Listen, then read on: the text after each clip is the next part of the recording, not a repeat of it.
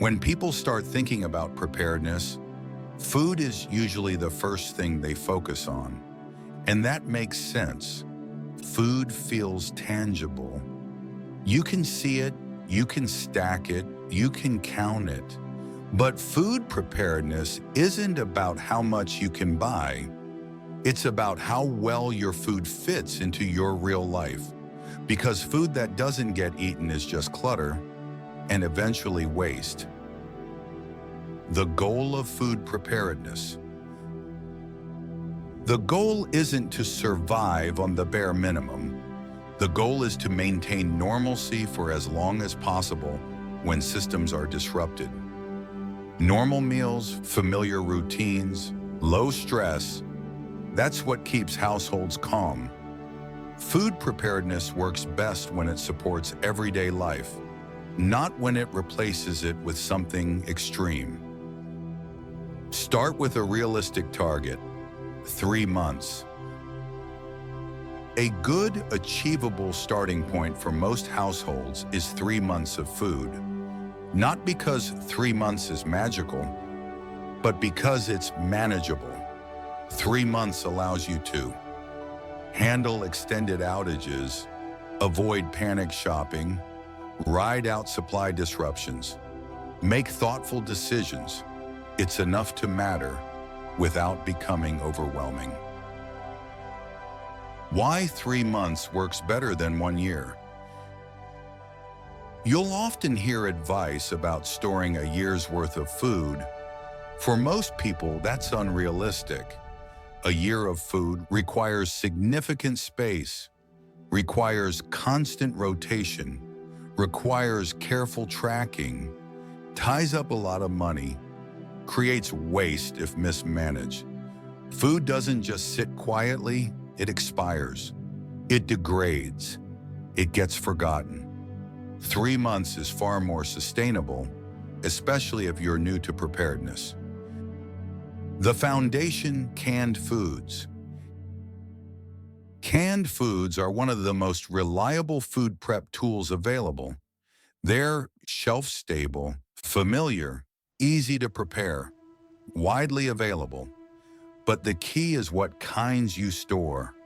Store foods you already eat: soups, vegetables, beans, chili, fruit, meats.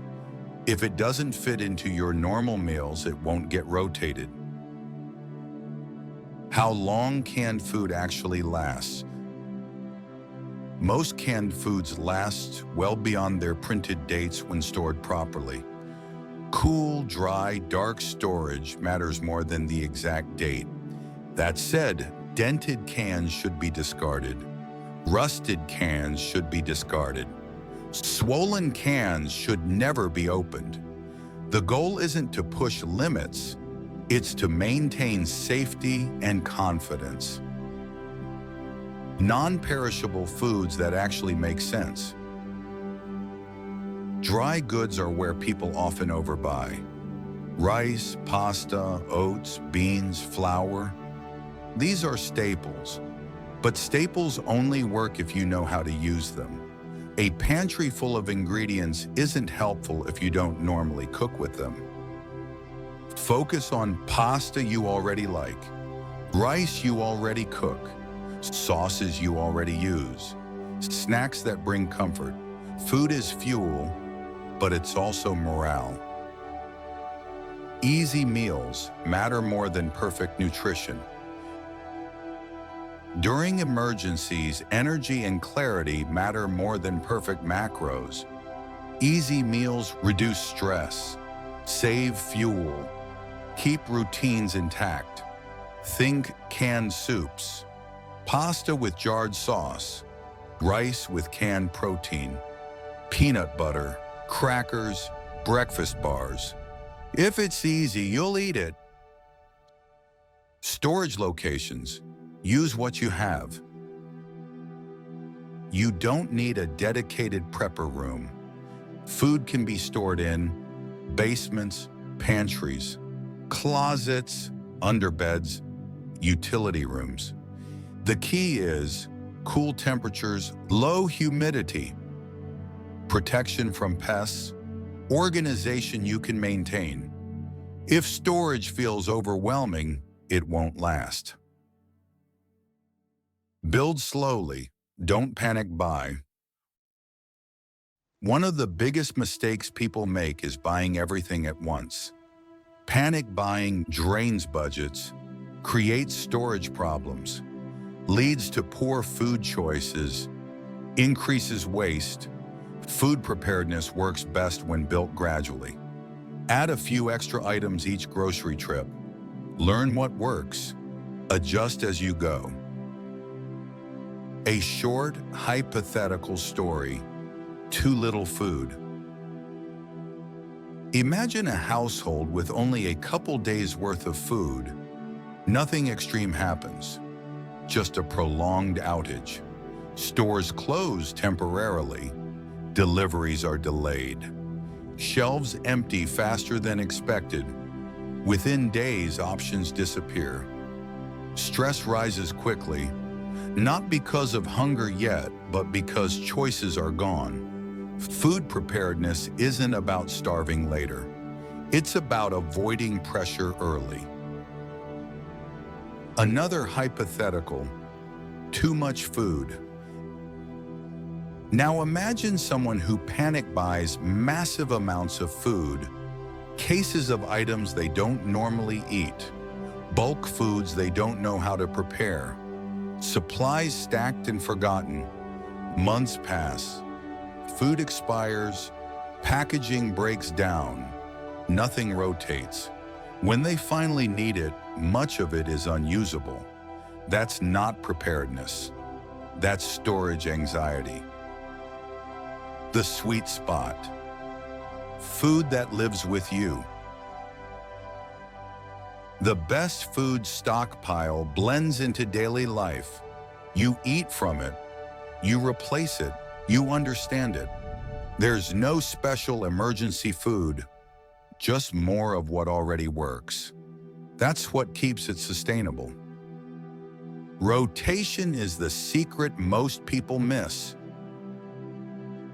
Rotation doesn't need to be complicated. A simple system works.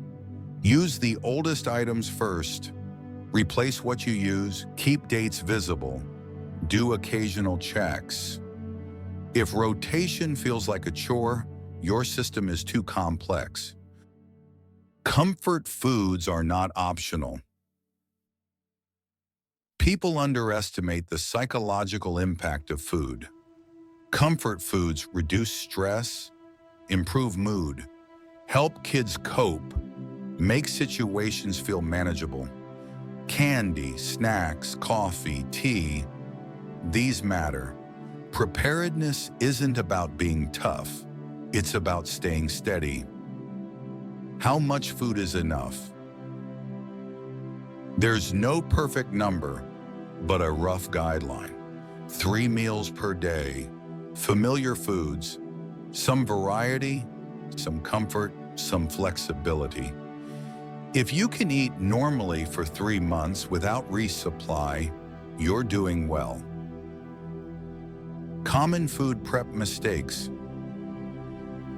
Buying foods you don't eat, ignoring cooking requirements, forgetting fuel needs, overbuying bulk without storage plans, letting food sit untouched for years. Preparedness fails when it becomes disconnected from real life.